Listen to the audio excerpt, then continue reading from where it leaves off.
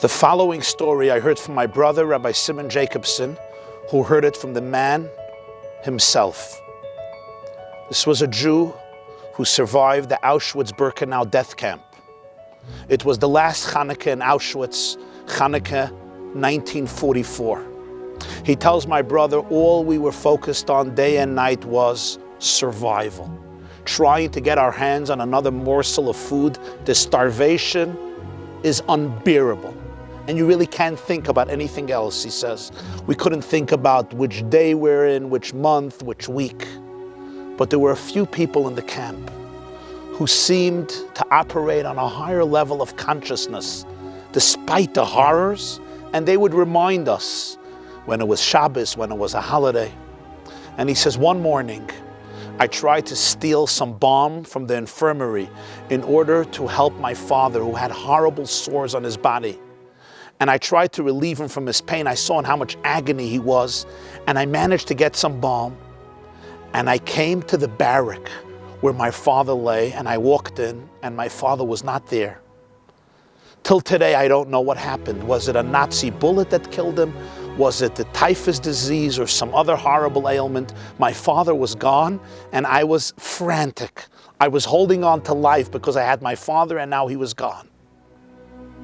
An older gentleman came over to me, and he tried to comfort me. I didn't know his name, but I saw that he would converse with my father quite frequently. And he looked me in my eyes, and he said, son, I don't know where your father is. I don't know what happened. But I do want to tell you one thing. Today is Chanukah. And Chanukah represents the victory of the few against the many, of the righteous against the wicked, of the weak against the strong, and of light against darkness. We are in the thicket of the greatest darkness of history. Your father would be so proud of you, knowing that you will live and you will allow light to defeat darkness. The man's gentle voice, this man said, comforted me. It gave me some solace.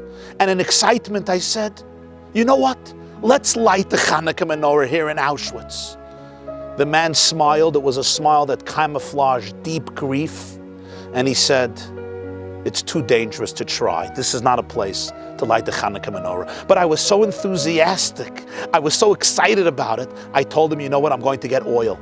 I'm going to go to the factory and get machine oil, and we're going to light the menorah. And I ran to the factory, and I obtained a little oil. And I came back to the barrack, and it allowed me for a few moments to forget my grief and the horror I was in. And this man from one of the uniforms managed to get a few wicks. We had wicks, we had oil, and now we needed fire. I saw that at the end of one of the buildings there was smoldering cinders.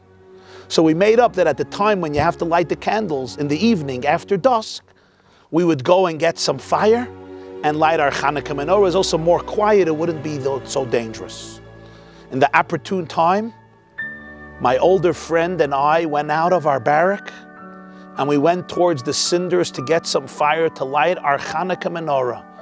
An SS guard caught us. We knew him. He was sadistic, he was ruthless, he was barbaric. He began hollering at us, cursing us. He snatched the wicks and the oil, and at that moment, it looked like a miracle happened. A superior of his barked a command, and he had to follow him. We were relieved, but not for long. He turned around and he said, I will soon be back to get you. He went off. I was terrified. I was trembling. I thought it's over. The older gentleman was serene. He was calm. We returned back to the barrack. He looked at me and he said words I never forgot, and I will never forget till the end of my life. And these were the words he told me. Tonight we performed a miracle that was far greater than the Chanukah miracle. You see, the Chanukah miracle, they had oil, and the oil didn't last for more than one night, and it burned for 8 nights. But they had a menorah, they had oil, they had a wick, and they had a fire. Here in Auschwitz, we performed a greater miracle. We managed to light a menorah without oil, without a wick, and without a flame. I call it the 9th invisible flame. The Chanukah menorah consists of 8 candles, but tonight we lit the 9th flame that is so deep and so real, it's invisible.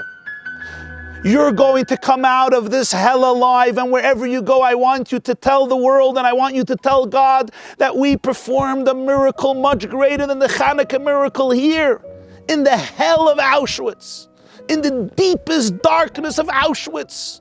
The fire and the flame of the human spirit and the Jewish spirit could not be extinguished.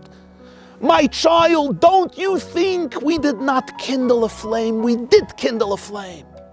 It was the 9th flame, and it was deeper than any flame that has been kindled in Jewish history. I want you to hold on to this flame of hope, of passion, of love, and of light that we kindle tonight.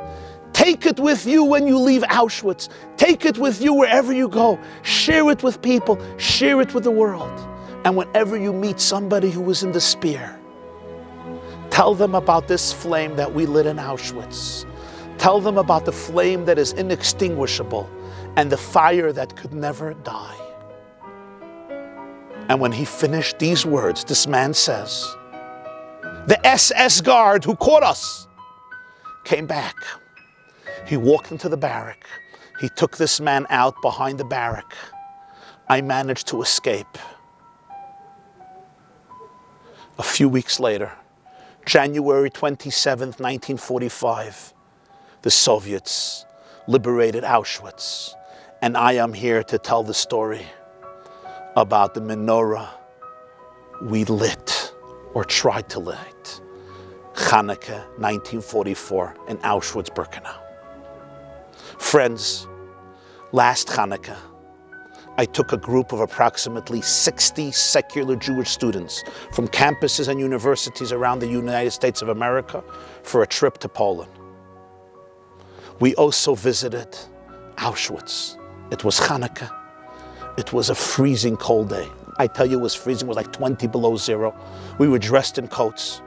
And in front of one of the barracks, I asked 2 grandchildren of Holocaust survivors who were in Auschwitz to come light the menorah. It wasn't easy to light the menorah in the stormy winds, but we managed to get 1 or 2 candles lit. And then they asked me, the students asked me to share a few words. What words can I share in that place? And I remembered this story that my brother heard from this survivor. And I shared with them this story. And when I finished telling them the story, I said, my dear students, I'm telling you this story because I want you to know to what type of people you belong. I want you to understand from what people you come. I want you to know who you belong to. You belong to a people who managed to light a candle of hope, a flame of love, a flame of faith, of commitment, of passion, even in the darkest and thickest of nights. And I want you to take this menorah with you wherever you go. Share with everybody this power of hope and light. Become ambassadors of Yiddishkeit. Become ambassadors of love, light, and hope to the entire world. And teach every person, even those who look at their lives and they see no wick, no flame, no oil, and no menorah. People who have been hurt or abused, and they look at their lives and they see no potential for illumination, for luminescence, for brightness. Teach them this lesson. Your flame never dies. Happy Chanukah.